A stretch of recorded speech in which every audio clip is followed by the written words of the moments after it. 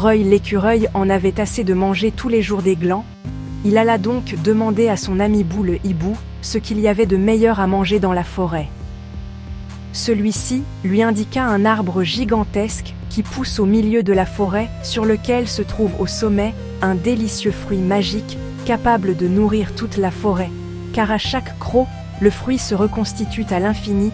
De plus, son goût est unique.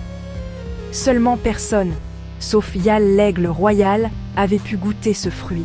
Il se trouve très haut, et sur les branches de cet arbre se trouvent de méchantes créatures, comme Pan le serpent sur la première branche et Tour le vautour sur la dernière. Reuil ne perda pas une seconde. Il s'élança sur le tronc. Très vite, il atteigna la première branche. En s'approchant, il entendit un sifflement. Et d'un coup, il aperçut la tête de Pan le serpent qui s'exclama : « Voici mon déjeuner, je ne serai pas ton repas, et j'irai cueillir le fruit magique. » D'un formidable bond agile, Reuil sauta par-dessus le serpent qui n'eut même pas le temps d'ouvrir la bouche. Reuil grimpait de plus en plus vite. Pourtant le sommet de ce chêne n'apparaissait toujours pas. Mais c'est alors qu'il aperçut la deuxième branche. Il s'arrêta dessus pour reprendre des forces, mais surgit, derrière les feuilles, un énorme insecte volant. Il s'agissait de Léon le frelon. « Où vas-tu? Ainsi je vais cueillir le fruit magique. » Léon se mit à rire. « Tu n'iras pas plus loin que le bout de cette branche, car j'ai très faim. De plus, ce fruit n'existe pas. Il s'agit d'une légende inventée par Bou le hibou. Personne n'a jamais vu ce fruit. D'ailleurs, ce chêne est infini. Tu mens? Yal l'aigle royal s'est posé au sommet et a vu ce fruit. Yal ne ment jamais, il est le gardien de cette forêt. Aujourd'hui, il est trop âgé pour remonter tout là-haut.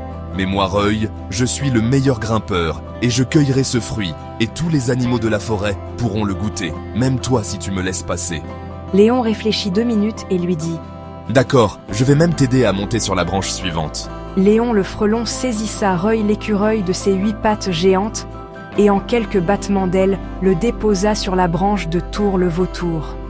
Reuil se tenait sur ses gardes, la branche était tellement feuillue qu'il ne voyait rien.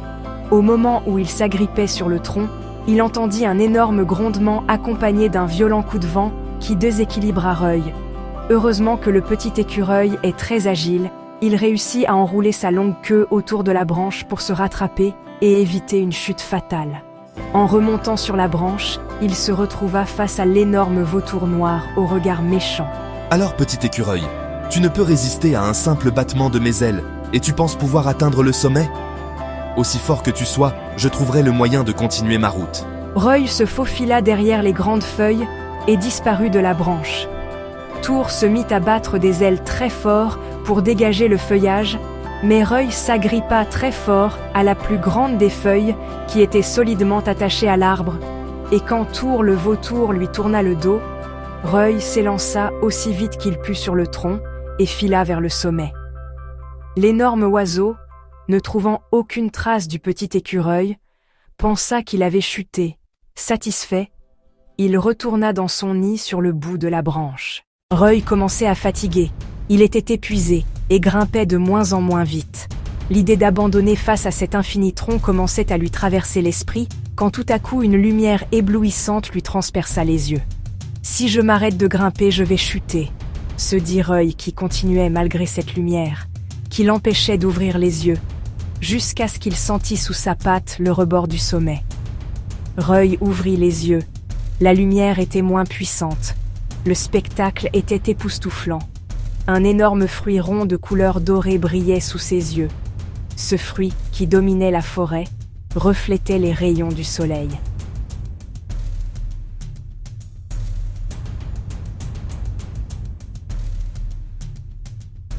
Reuil s'empressa de le cueillir, à l'aide de quelques lianes. Il le fit descendre directement au pied de l'arbre, en évitant toutes les branches. Arrivé en bas, il lança un appel qui résonna dans toute la forêt. Tous les animaux se précipitèrent. Pan le serpent, Léon le frelon et Tour le vautour s'excusèrent auprès de Reuil et furent les premiers à goûter aux fruits délicieux. Ce jour-là fut une grande fête pour la forêt, et depuis cet instant, la paix et la joie régnaient sur ce lieu enchanté.